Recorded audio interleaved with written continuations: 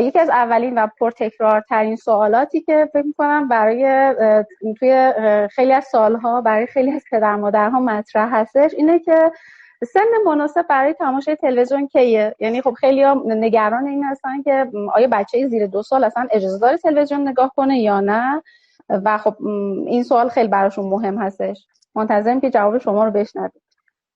ممنونم. ببینید، برای این سوال شما در واقع یک جواب مشخص وجود داره که برخلاف حالا بقیه نظریات کلا یه سن مشخصی رو تعیین کردن و اون 18 ماه هست.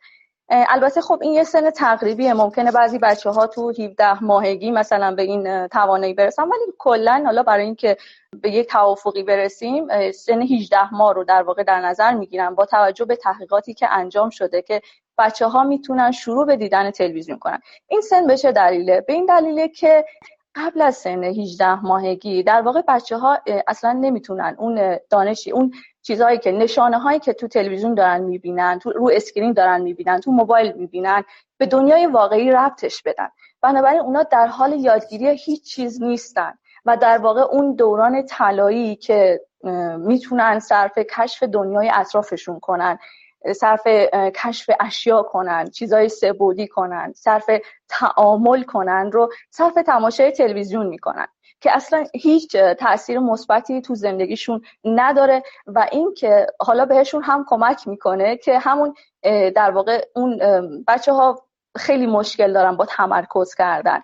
برای تلویزیون دیدن و اسکرین با موبایل کار کردن کلا نیازی به تمرکز نیست و این خیلی خیالشون راحت میکنه و هیچ چالشی ندارن. یعنی اینجوری نیست که مثلا بخوان سختی تحمل کنن، بچه‌ها مثلا سختشون باشه. به هر حال دارن در واقع کاری انجام میدن که هیچ در حال یاد گرفتن هیچی نیستن، هیچ چالشی نیست. بنابراین هیچی هم در واقع حالا یاد نمیگیرن، براشون مفید نیست واقعا. و اینکه وقتی که براشون مفید هم نیست، اون فرصتی که حالا قراره که با پدر مادرشون تعامل برقرار کنن، با اطرافیانشون، با خواهر برادرشون، دارن صرف تماشای تلویزیون میکنن. حالا پژوهش‌ها هم نشون داده بچه‌هایی که زیر 18 ماه در واقع تلویزیون تماشا کردند از دانش کلامی کمتری برخوردارن، تمرکز کمتری دارن، مشکل دارن تو تمرکز و مشکل دارن تو حافظه. این اما به دلیل در واقع این نیست که مثلا صرفا دلیلش تلویزیون نیست یا مثلا اسکرین نیست که مثلا یه اتفاقی بیفته، یه اشعه‌ای پخش کنه، نمیدونم حالا هر چیز دیگه که تو تصور بعضیا هست و باعث بشه که مثلا تمرکزشون به هم بزنه یا مثلا دانش کلامیشون پایین بیاد.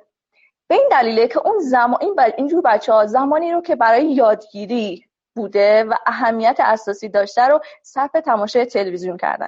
بنابراین شما اگر حالا بچه‌تون مثلا حالا بچه حالا اتفاقی حالا روزی یه رو ممکنه مثلا حالا چشمش بخوره تو جمع تلویزیون نگاه کنه، این اتفاق چند خاصی نمیفته. یعنی اینجوری نیست که مثلا حالا اون یه لحظه باعث بشه که هوشش پایین بیاد و اینجور بحثا.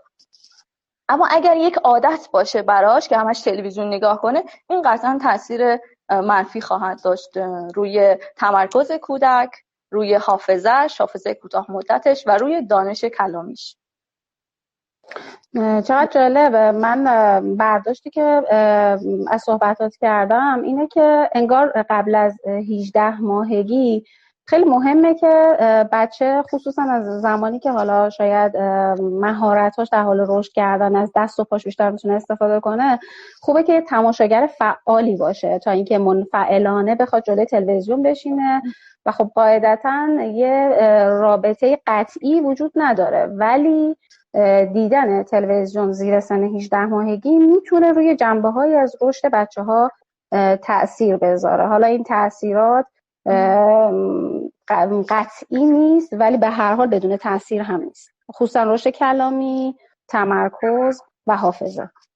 بله درسته کاملا. یعنی یک دوران طلایی رو صرف تماشای چیزی کاری میکنن که هیچ فایده‌ای براشون نداره.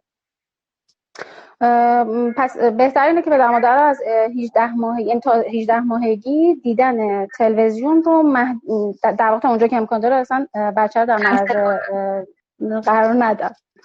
آره دیگه، از تلویزیون بهتر استفاده نکنن، چون در اون سن در واقع کودک در حال یاد گرفتن هیچ چیز نیست و اون دوران طلاییه. یعنی این کافیه که بدونیم چقدر این دوران مهمه، که با همین پژوهشی که پژوهش‌هایی که در موردش صحبت کردم نتایجی به این بزرگی داره برای بچه‌ها.